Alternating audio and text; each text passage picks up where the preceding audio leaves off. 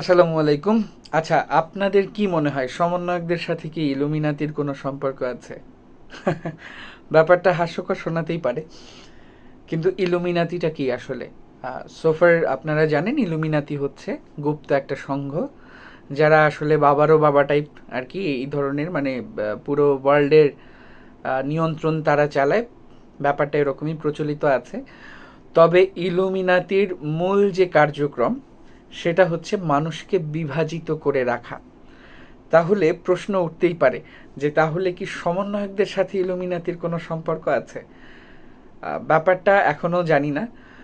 এখন ওদের যে মূল মন্ত্র, ইলুমিনাতি যেটা আছে, ওদের মূল মন্ত্র যেটা, এখানে শুধু সমন্বয়ক না, কোনো পার্টি হতে পারে, অন্যান্য শাসক গোষ্ঠী হতে পারে, যে কেউ হতে পারে, যারাই ধরে নেবেন, যারাই মানুষকে বিভাজিত করতে চায়, জাতীয় ঐক্যকে দূরে ঠেলে দিতে চায় বা বৈশ্বিক ঐক্যর বিরুদ্ধে কাজ করে, ধরে নেবেন তারা ইলুমিনাতির সদস্য। কারণ তারা তো at the end of the day ultimately ইলুমিনাতির যে মূল মন্ত্র সেটাকেই ফলো করছে। সুতরাং বিভাজনের কোনো কিছু করা যাবে না। এটা একেবারে করুণ বাস্তবতা বলবো না, সুন্দর বাস্তবতা। কখনো বিভাজনের কিছুতে জড়ানো যাবে না। যে পার্টি বলবে, যে ছাত্র বলবে, যে কেউ বলবে বিভাজিত হয়ে যাও, ডু নট ফলো দেম। এবং তাদেরকে ধরেই নিতে হবে তাদের খারাপ কোনো উদ্দেশ্য আছে।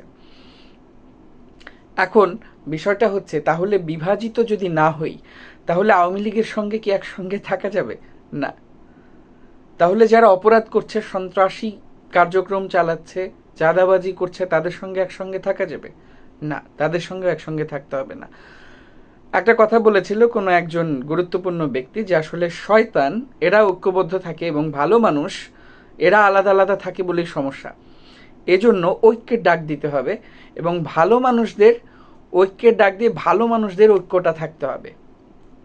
এটাই হচ্ছে প্রথম কথা। দ্বিতীয়ত, এখনও যারা আহত আছে, 24-এর অভ্যুত্থানে যারা আহত আছে, তাদের সুচিকিৎসা নিশ্চিত করুন, তাদের সুন্দর ভবিষ্যৎ নিশ্চিত করুন। সবার প্রতি উদাত্ত আহ্বান। সমন্বয়ক বলুন, অন্যান্য রাজনৈতিক দল বলুন, খোঁজ নিন, এটার ব্যাপারে পদক্ষেপ নিন। এটা আপনাদের প্রধানতম দায়িত্ব ও কর্তব্য। দ্বিতীয় যে কাজটা, সেটা হচ্ছে জাতীয় ঐক্য গড়ে তুলুন এবং সুন্দর একটা দেশে সুন্দর একটা ভবিষ্যৎ প্রজন্মকে উপহার দিন। এখন সমন্বয়করা হয়তো খরচের বিবরণ দিতে পারে, যেটা টিএসসিতে ত্রাণ কার্যক্রমে উঠেছিল। এগুলো এখন খুব নগণ্য বিষয়, because we have more important national issues two resolve. তো এই জায়গা থেকে আপনাদের অনেক কাজ আছে, অনেক দায়িত্ব বাকি আছে।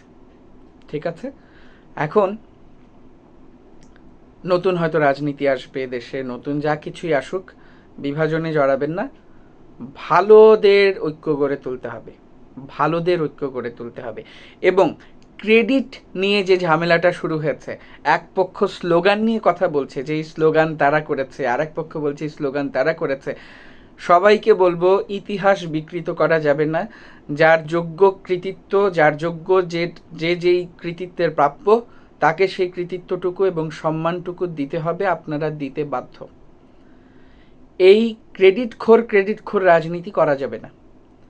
যার যোগ্য সম্মান তাকে দিতে হবে, যার প্রাপ্যটুকু তাকে বুঝিয়ে দিতে হবে, ভালোটুকুও খারাপটুকুও। সুতরাং প্রাপ্য থেকে কাউকে বঞ্চিত করা যাবে না।